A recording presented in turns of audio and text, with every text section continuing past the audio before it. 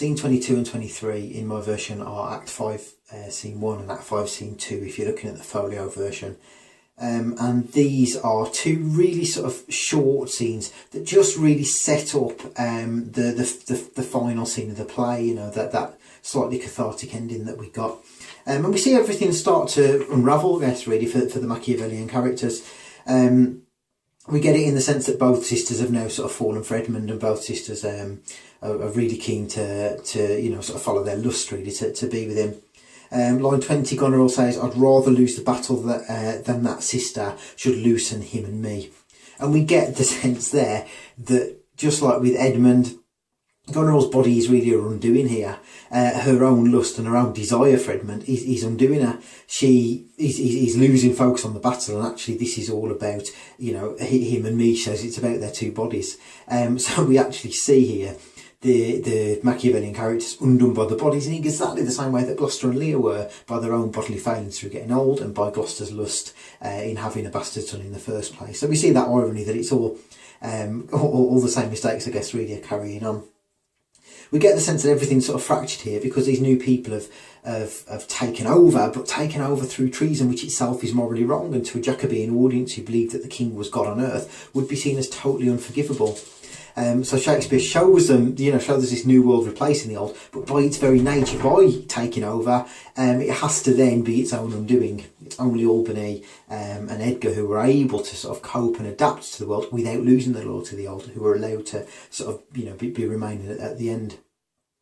Round about line 36, we get a great bit where Regan says, "Sister, you'll go with us." Goneril answers no. If you want to compare that to Act 1 and 2, when Goneril and Regan finish each other's lines and work as a double act against Lear, it's a great little contrast there where we get from one line to the other the total breakdown of their relationship as sisters.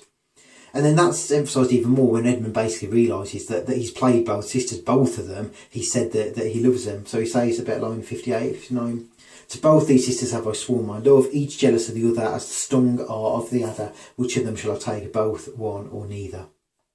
Again, we get the animalistic imagery, you know, the adders, the idea that they are poisoned. But again, there's the idea here that that they are stinging themselves. You know, he compares them to people who were stung by an adder. Both of them have been stung by each other's poison. And there's that irony there that they're both corrupted and both part of a corrupted world, and their bodies are their undoing in exactly the same way as Lear and Gloucester's bodies were their undoing.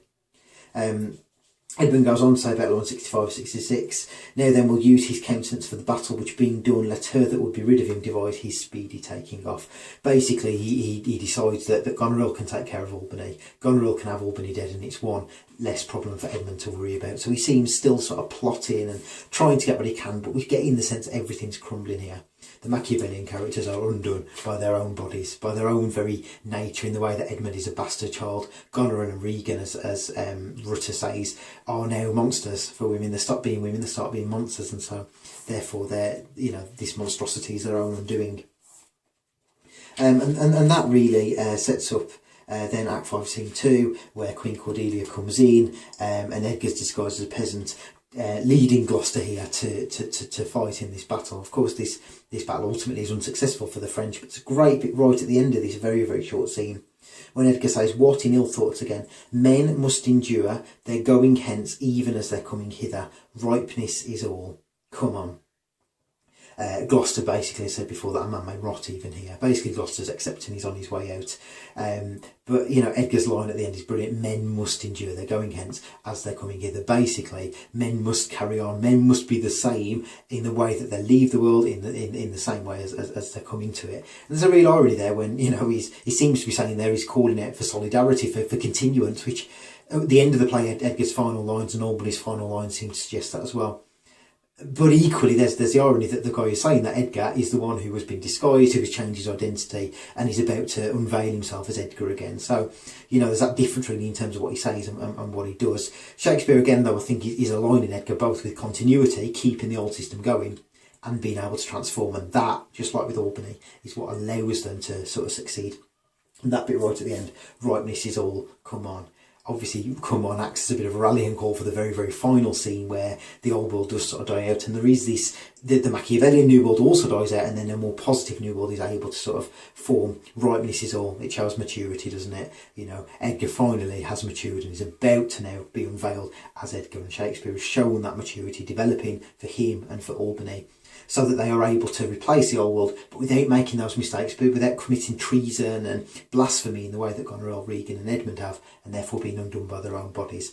Edgar and Albany are able to do it more positively, and do indeed do it in the final scene, which is scene 24, or Act 5, scene 3, depending on which version you've got.